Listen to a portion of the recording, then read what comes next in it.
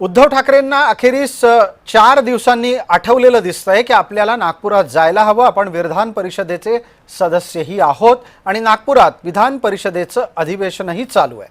त्यामुळे उद्धव ठाकरे नागपुरात पोहोचले ते 4 दिवसांनी, म्हणूनच ते सहलीसाठी आले आहेत अशी टीका केली जाते.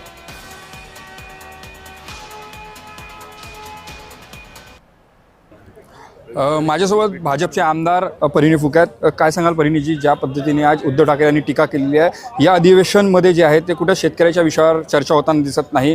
पांघरून खातं जे आहे ते सरकारने निर्माण केलं पाहिजे अशा प्रकारचे वक्तव्य जे आहे ते उद्धव ठाकरेंनी केले आहे. टीका जे आहेत ते महायुतीवर केली. कसं बघताय याकडे आपण? मला असं वाटतं उद्धवजी 2.5 वर्ष महाराष्ट्राचे मुख्यमंत्री होते आणि 2.5 वर्ष पांघरून ओढून ते झोपून होते.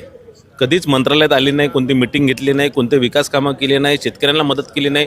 त्यावेळेसही मोठ्या प्रमाणात अतिवृष्टी 2020मध्ये मोठ्या प्रमाणात अतिवृष्टी झाली होती. त्या 2-2.5 वर्षाच्या काळात एकही रुपयाची नुकसान भरपाई शेतकऱ्यांना दिली नाही आणि स्वतःच हे पांघरून झोपले होते. आणि आज विरोधी पक्षात म्हणजे एक दिवस नागपूरची सहल करायला आलेले आणि अधिवेशनामध्ये मेंबरशिप जाऊ नये म्हणून फक्त साईन करायला आलेले उद्धवजी मला वाटतं परत मुंबईला निघून गेले आणि इथे येऊन काहीतरी स्टेटमेंट देऊन फक्त हे दाखवण्याकरता ते इथे आले होते की मी इथे आलो आणि स्टेटमेंट दिलं. याच्या व्यतिरिक्त त्यांना महाराष्ट्राच्या जनतेशी, शेतकऱ्यांशी, शेतमजुरांशी काही त्यांचा संबंध राहिलेला नाही आहे.